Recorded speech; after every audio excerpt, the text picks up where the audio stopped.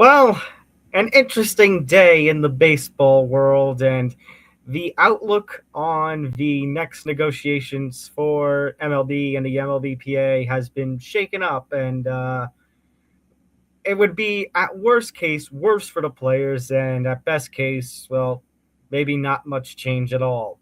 Hi, everybody. Tom Albano here, along with Callan McClurg, about the little breaking news that has happened during today. It's actually news that broke 4 hours ago or so from the time that we are recording this. But the details just continue to leak out, and it just gets worse and worse for Mr. Clark. So, Callan, how are you doing? I'm doing good, man. Thanks for having me on here to talk about what's going on in baseball as we get ready to come up to a very big fork in the road for the season and for let alone next season.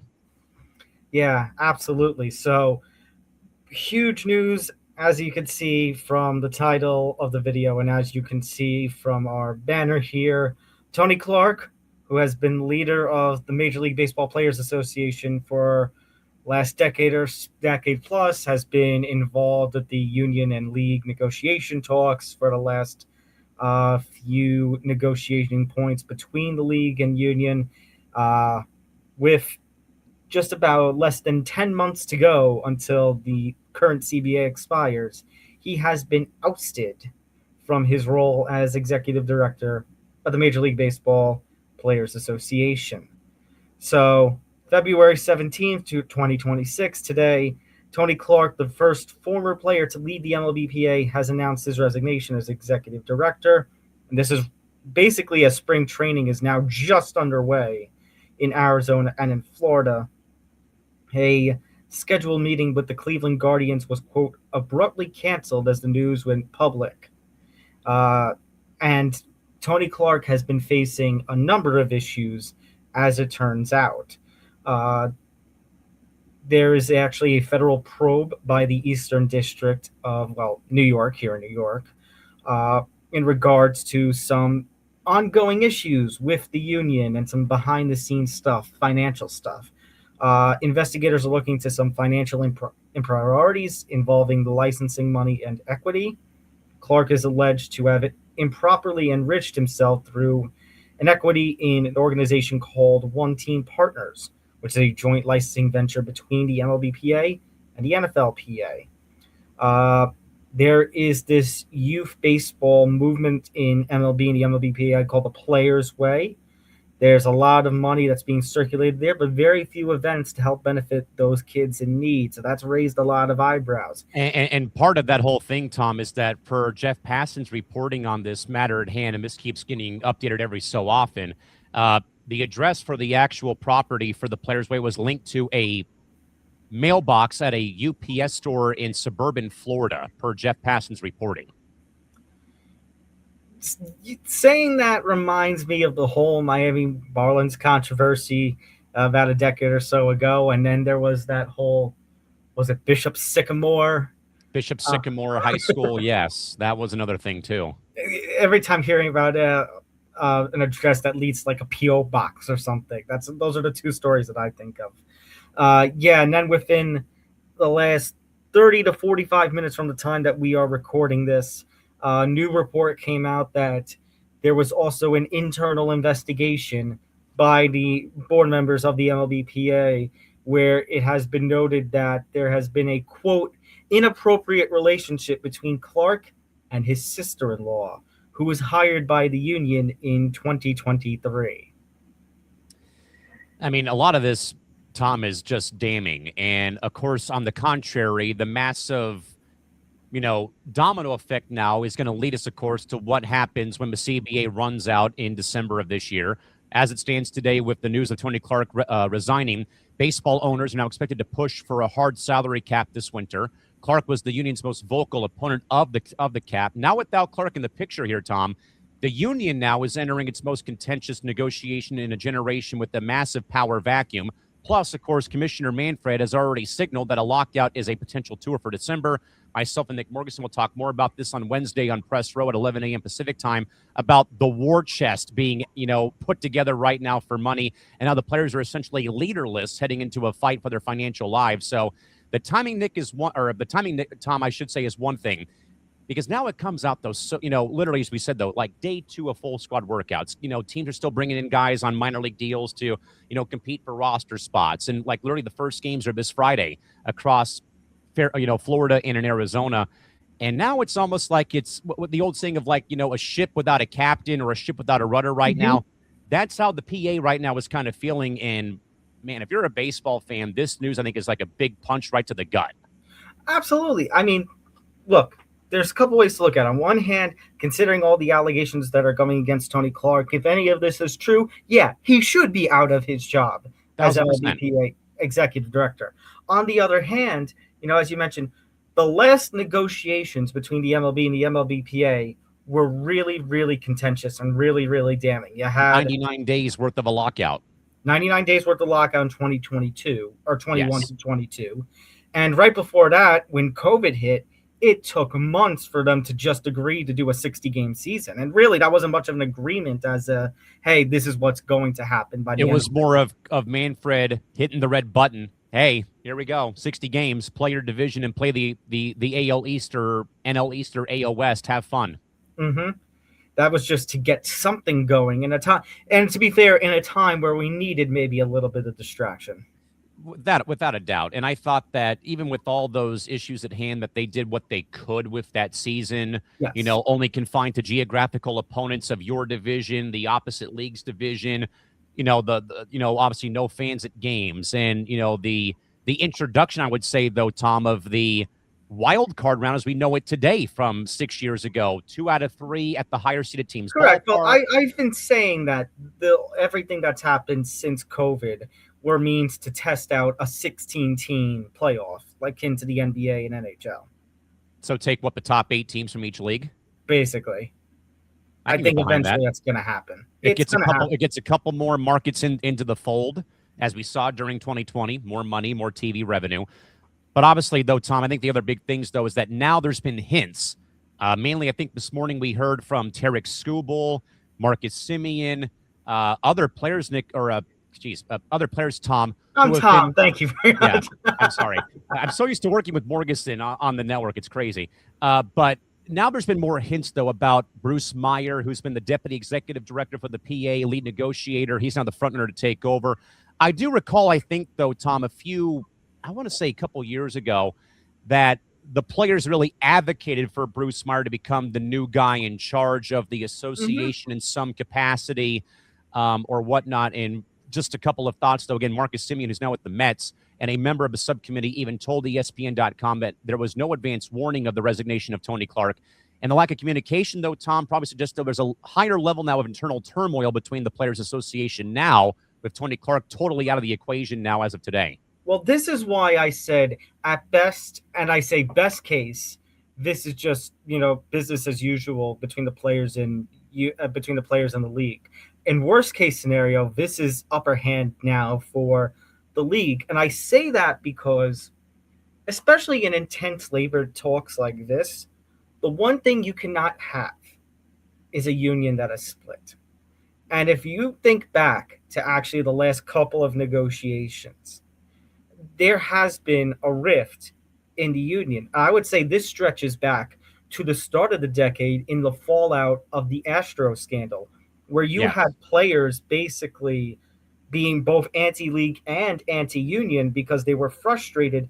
Now, of course, a union's job is to protect its players, but when you have a situation where players feel wronged because other players have cheated them and were not punished for it, then you're going to have a situation where you're going to have players who are basically feeling disillusioned and untrusting of the union and the people that are in charge.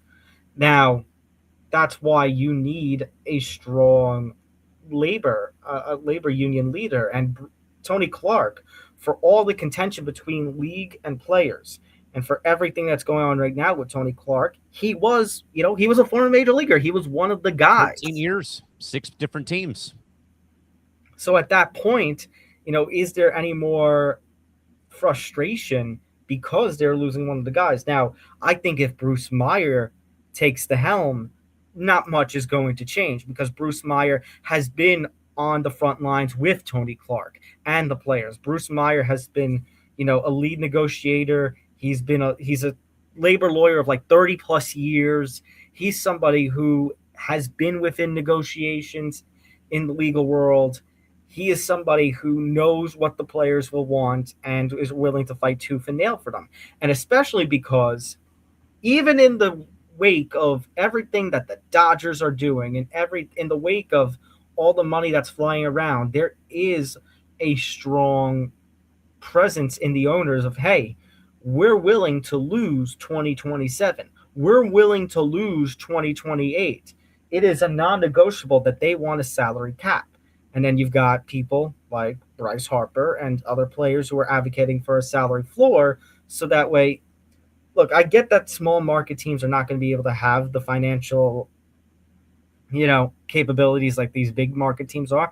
I mean, these big market teams have. But on the other hand, we have a number of owners, we say it time and time again talking about the MLB, who are John not Fisher, Bruce Sherman, the Rays, Pittsburgh, Moreno, Marty Moreno with the Angels, who are not willing to do whatever it takes to make sure their teams are competitive. And that's why I told you and Nick yesterday on ETB Lounge, say all you want and be anti-World Baseball Classic all you want. But for some of those players, the World Baseball Classic means that much more, whether it be country pride or because it's the only chance they have of winning a championship. I mean, when Rob Manfred is always going to be in a tough place because technically his bosses are the owners. Correct. He That's can't any do it. commissioner in any sport. If you are a players first commissioner, unless you're in the NBA, you're probably not going to last a long time because the owners are your bosses. I mean, I concur 100%. And I'm glad, though, that you brought up, though, Tom, about, the future. Forget 27. We talked on Monday on the lounge. If you lose 28, that frees those guys to go play in the Summer Olympics in L.A. But in that worst case scenario, will the owner step in and say, no, you have a written contract. You can't go. There is that other side. Exactly. But the point is, and it also brings up something that I talked about on Lounge. The Olympics in 2028, when they have baseball in LA, they are using the World Baseball Classic to determine maybe not all but a couple of the teams, the countries that'll compete in those Olympic Games. But the MLB players, because it's in the middle of their season, aren't going to be able to play. It's a whole kind of effed up. If you really think about it. In a way, it would kind of feel like a miracle on grass field from 80 in Lake Placid, where again it's the college kids beating the Russians. Would it be a case of like college kids that might be going into the draft that are playing during the Olympics, maybe, or is it amateur, players from like USA Baseball Academies playing or whatever? If in fact, as Tom is alluding to, that the owners don't grant their players the permission to play in the Olympic Games, where again we've heard the stories though about WBC rosters where certain players have not gotten the insurance to play and they had to pull out, like Mike Trout and Carlos Correa and I think Jose Altuve, were a few other names that were also, in the hopper. The fact that Bad Bunny had to step in to pay for the insurance for the guys to compete in the World Baseball Classic in Puerto Rico. I mean, I think now all of a sudden that today's news, though, Tom, just really just throws the newsroom into a massive, firestorm now, especially if you're a member of the Players Association. Your leader resigns over what, again, we've talked about here in this video. Now you're wondering about how much more pressure is put on the Players Association now. And now in a way, Tom, it feels like this. Now the owners probably feel like, excellent. All the power and leverage now is on their side with the leader of the union now stepping away today. Yeah, that's the thing. Like I said, on the owner side, in worst case scenario, nothing changes. Best case scenario, you just got the upper hand in the argument. And of course, I was scrolling, doing the doom scrolling through the comments over these stories. There is going to be the question, the unspoken question of you will, if this goes a while. You talk about somebody, putting the hammer down. You talk about Manfred putting the hammer down and saying, here's what's happening during COVID. Is there a certain somebody in the federal government who is friends with the owners in MLB or some of the owners in the MLB who might step in and say, no, here's what's going to happen because America can't go this long without baseball? Executive order. I hate to say it. I Right. mean, but yeah, I'm Well, if not you sure, remember Tom. during the 94-95 strike, they asked Clinton to get involved. They did. I recall that. Go and check out Tom's episode of Benchmarks about that 94 season. Hmm. So yeah, I mean, today is a very much I feels like, Tom, though, a very big uppercut right to the gut if you're a baseball fan. Now, if you're on team, if you're on the player side of things, today's a very, very chaotic day now that the leader of the union is out of the picture. Is it Bruce Meyer? Is it somebody else who becomes the new guy in charge? Does somebody get the interim tag slapped onto their job title right now for the union? And more importantly, as we also kind of alluded to again, the Cleveland meeting got postponed like 5 a.m. local time out here in Southern California today. Now you really wonder, though, about the committee now having to meet probably, I'd say, the night, share some wine and some appetizers. Now they have to kind of go to the, back to the drawing board and say, what now do we as players have to do? Right. And if you pick the wrong leader who doesn't, know exactly what you're going to get, you may have to acquiesce to no salary floor but deal with a salary cap, which would just, I would think, decrease the player morale all throughout the league. I think so. And I guess, Tom, I would go to this question. Are you team salary cap, team spending floor, hybrid model, both, or neither when it comes to baseball? Both.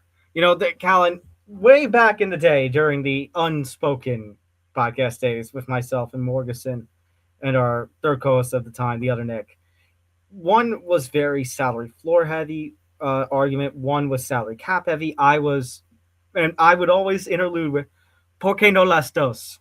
You need to have both. You need to have both.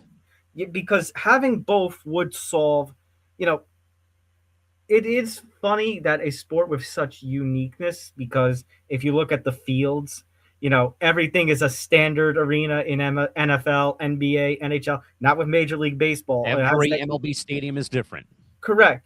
And putting the teams in, all the 30 teams in one salary vacuum, if you will it take the uniqueness out? Yes. But I think taking that uniqueness out just a little bit is going to help balance out some things that have been contentious points for the league in the last decade or so.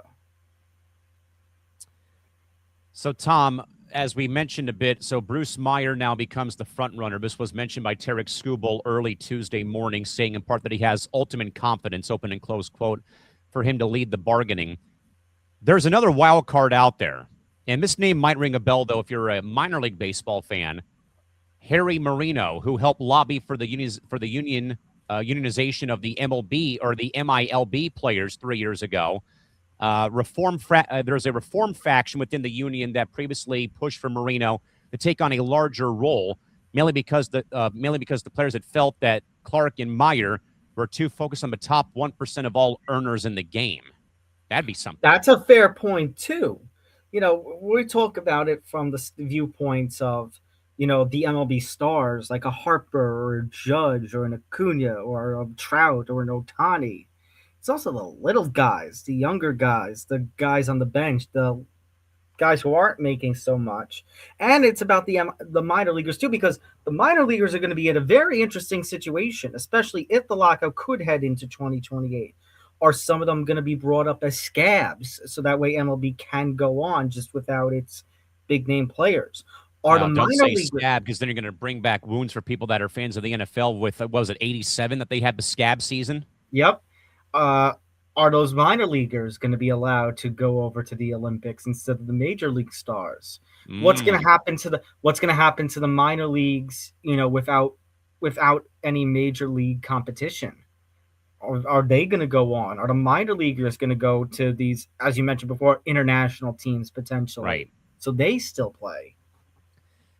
This is going to be an interesting dynamic to watch now. And I think further, Tom, puts a darker cloud over this MLB season. Yes, I live in San Diego, but it's not about the Dodgers spending. It's not about this, not about that. No, it's about that we're trying to appreciate as much baseball as we can, because we don't know how much is left. You're trying to hang on with every fiber in your body to the baseball season, which starts again on Friday with the first spring games of the year. And now I think, though, Tom, as well, and I've heard from some friends, though, too. They're kind of even stuck in the middle. Do we go to games and support our team and our players, or do we as fans take a page out of the book from 94, 95 and boycott baseball till they finally get their shit together? I think you're going to see more of the former right now, just because, like you said, hanging on to the hope that maybe worst case scenario does not happen.